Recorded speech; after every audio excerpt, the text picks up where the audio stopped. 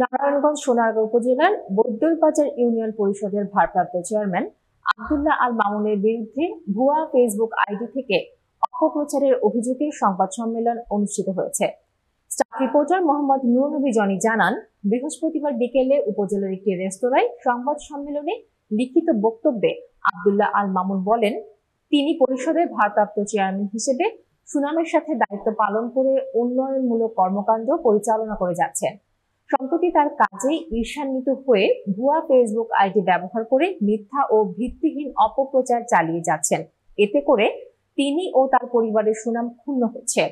এসব ভুয়া আইডির বিরুদ্ধে তিনি আইনি ব্যবস্থা নেবেন বলে জানিয়েছেন। তিনি আরো জানান, পরিষদের সদস্য হয়ে ইতোপূর্বে সরকারি বরাদ্দ দিয়ে তার নির্বাচনী এলাকার উন্নয়নের স্বার্থে আওয়ামী লীগ ও জাতীয় পার্টির সাবেক সাংসদদের সঙ্গে উন্নয়ন কাজের ভিত্তিপ্রস্তর ও উদ্বোধন করতে গিয়ে তাদের সঙ্গে ছবি তুলতে হয়েছে। এসব ছবি ভুয়া আইডিতে উপস্থাপন করে তাকে দোষর আখ্যা দেওয়া হচ্ছে।